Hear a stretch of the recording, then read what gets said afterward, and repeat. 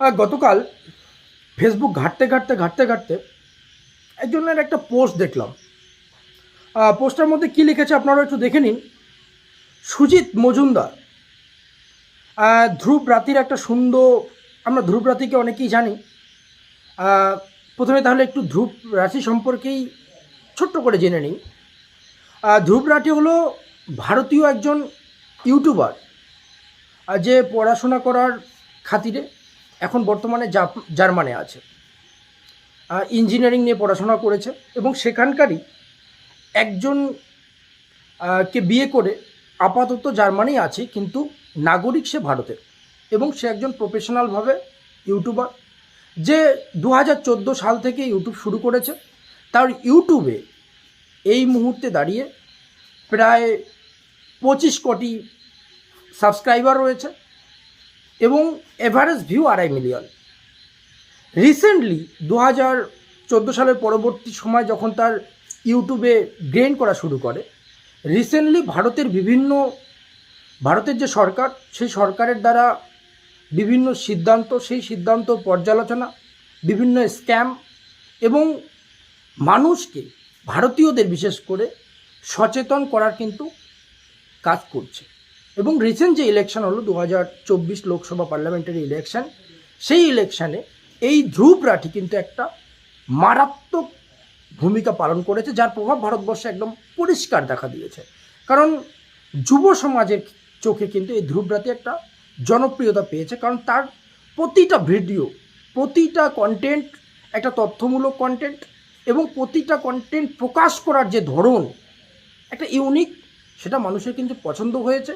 এবং যে তথ্যগুলো একদম প্রমাণ সহকারে ভারত সরকারের দ্বারা বিভিন্ন স্ক্যাম, বিভিন্ন ভারত সরকারের সিদ্ধান্তর যে পর্যালোচনা করেছে, সেই পর্যালোচনাগুলো কিন্তু মানুষের কাছে একটা জনপ্রিয়তা পেয়েছে। তো আমি ফেসবুক স্ক্রল করতে করতে একটা পোস্ট দেখতে পেলাম, আপনারাও দেখে নিন। সুজিত মজুমদার এখানে লিখেছে, কোনোদিন একে দেখেছেন, মানে এই ধ্রুব রাঠিকে বলছে ভারতের সফলতা নিয়ে পোস্ট করতে, অথবা ভারতের চাঁদ সফর, বা অথবা ভারতের পাকিস্তান এর বিরুদ্ধে ম্যাচ জেতা নিয়ে কিছু বলতে। এর একটাই কাজ, negative negative negative, perfect asshole, human manipulator, একটা এই ধ্রুব রাঠিকে, এই সুজিত মজুমদার, যার 25 কোটি সাবস্ক্রাইবার, এভারেজ ভিউ, মানে একটা ভিডিও ছাড়লে মাসে 1-2 করে ভিডিও ছাড়ে, সেই ভিডিও ছাড়লে এভারেজ ভিউ 2.5 মিলিয়ন দাঁড়ায়। সেই ধ্রুব রাঠিকে নিয়ে সমালোচনা করছে এবং তাকে বলছে যে এ নাকি সবসময় ভারতকে বিশ্বের দরবারে বদনামের কাজ করে, ভারতের যেগুলো সাকসেস সেগুলো তুলে ধরে না এবং নেগেটিভিটি ছড়ায়। তো সেই পোস্টে গিয়ে যখন আমার এই পোস্টটা স্বাভাবিকভাবেই খারাপ লাগছে, কারণ আমি জানি এই মুহূর্তে ভারতবর্ষের জনপ্রিয় ইউটিউবারের যদি কেউ ভূমিকায় থাকে, সেটা হচ্ছে ধ্রুব রাঠি। সে জার্মানি থাকুক, সেখান থেকে কর্মসূত্রে মানুষ থাকতেই পারে, যেহেতু সে বর্তমানেও ভারতের নাগরিক। তো পোস্টটা দেখার পর আমার জন্য কেমন একটা খটকা লাগে। আমি সেই পোস্টে গিয়ে কমেন্ট করি। কি কমেন্ট করেছি আপনারা নিজে দেখেন, যে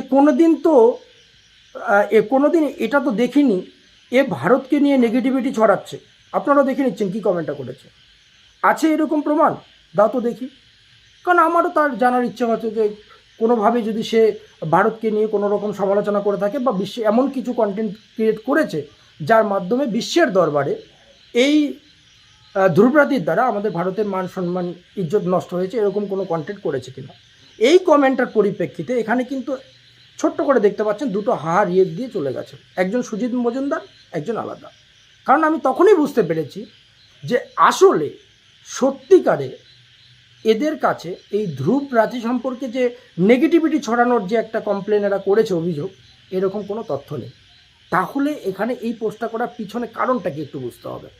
কারণ ধ্রুব রাঠি বর্তমানে সরকারের সমালোচনা করছে, সরকারের যে ভুল সিদ্ধান্তগুলো, সরকারের, মানে বুঝতেই পারছেন যে ভারতবর্ষে এই মুহূর্তে বিগত দিনে, মানে আগামী গত লোকসভা ইলেকশনের আগে যে সরকার ক্ষমতা ছিল, সেটা ভাজপা সরকার, মানে বিজেপি, ভারতীয় জনতা পার্টির সরকার, এবং নতুন করে আবারও ভাজপা সরকারই শপথ গ্রহণ করলেন। তো এই ধ্রুব রাঠি এই সরকারকে নিয়ে সমালোচনা করত, দলকে নিয়ে সমালোচনা করত। তো স্বাভাবিকভাবে এই দলের যারা লোক, যারা বিজেপি মনোভাবাপন্ন, যারা পদ্মে বিশ্বাসী, তাদের কাছে তো আমরা প্রত্যেকেই জানি মাননীয় নরেন্দ্রবাবু ভগবানের ন্যায়, মানে ভগবানের একটা প্রতীক। তো সেক্ষেত্রে যে মাননীয় নরেন্দ্রবাবুকে নিয়ে সমালোচনা করে সে খারাপই হবে। এখানে একটা জিনিস বুঝতে হবে যে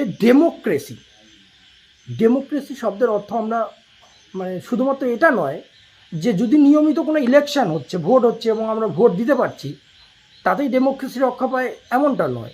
কারণ উত্তর কোরিয়া একটা ডেমোক্রেটিক দেশ, সেখানেও নিয়মিত ভোট হয়। কিন্তু হয় কি, সেখানে যদি এবং দেখা যায় 100% পোল হচ্ছে, সেখানে যদি কোনো নাগরিক সরকারের পক্ষে ভোট না দেয় তাকে বিভিন্ন সমস্যায় পড়তে হয়, কর্ম চলে যায়, তাকে সেখানে বসবাস করার ক্ষেত্রে সমস্যা হয়। এবং ঠিক একই রকম সোভিয়েত, সেখানেও যারা সরকার পক্ষের ক্যান্ডিডেট ছাড়া বিপক্ষে দাঁড়ায় তাদের কোনো না কোনোভাবে তাদের নমিনেশন বাতিল করে দেওয়া হয়, তাকে হ্যারাসমেন্ট করা হয় বা মেরে ফেলা হয়। তো শুধু ডেমোক্রেটিক নামে বললে হয় না, সে ডেমোক্রেসির কিছু অর্থ আছে। কিন্তু এই বিজেপির যারা অন্ধভক্ত বলবো, তারা কিন্তু ডেমোক্রেসিটাকে একটু অন্যভাবে দেখে। তো এই ডেমোক্রেসির মূল অর্থ বোঝাতে গিয়ে ধ্রুবরাতি ভালো ভূমিকা পালন করছে এবং আমাদের কাছে যেটা দিন দিন ভারতের কাছে জনপ্রিয়তা পাচ্ছে। কিন্তু এই ভারতীয় জনতা পার্টির যারা একটু অন্ধভক্ত টাইপের আছে, তাদের কাছে কিন্তু অর্থটা একটু আলাদা। ধ্রুবরাতি সরকারের সমালোচনা করছে বা সরকারে থাকা রাজনৈতিক দলের সমালোচনা করছে, এর মানে এরা দেশপ্রেমী নয়, এরা দেশদ্রোহী। এই যে তাদের এই থিঙ্কিংটা কিন্তু ধ্রুবরাতিকে সমালোচনা করতে এদেরকে বাধ্য করছে, কারণ এরা একটা হোয়াটসঅ্যাপ ইউনিভার্সিটি থেকে এই বার্তাগুলো পেয়েছে। আচ্ছা, এর প্রমাণটা আমি দিয়ে দিচ্ছি, আপনারা দেখে নিন। যে আজিবুল ইসলাম নামে একজনের সঙ্গে সেই পোস্টেই কথাবার্তা হচ্ছিল এবং সেখানে সুজিত মজুমদার গিয়ে লিখেছে বি পজিটিভ প্লাস জার্মান শেপার্ডের ভিডিও কম দেখো, দেখবে জীবনে পজিটিভিটি আসবে। সুন্দর কথা।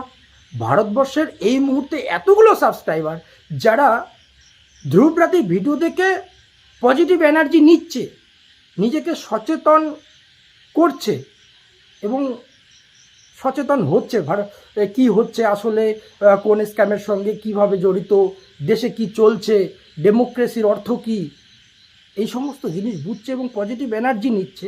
সেই বলছে, মানে এই সুজিত মজুমদার, যে বি পজিটিভ, এই জার্মান শেপার্ডের ভিডিও কম দেখবে, জীবনে পজিটিভিটি আসবে। বুঝতে পারছেন কিভাবে একটা প্রোপাগান্ডা চালানোর প্রয়োজন। কিন্তু এখানে সবথেকে যেটা লজিকের বিষয়, মানে তাজ্জব বিষয়, সেটা হলো জার্মান শেপার্ড। আচ্ছা, জার্মান শেপার্ডটা কি? জার্মান শেপার্ড হলো একটা কুকুরের প্রজাতি, একটা কুকুর। বুঝতে পারছেন কিভাবে প্রোপাগান্ডাটা চালানো হচ্ছে? ধ্রুবরাতিকে জার্মান শেপার্ড মানে একটা কুকুরের সঙ্গে তুলনা করছে।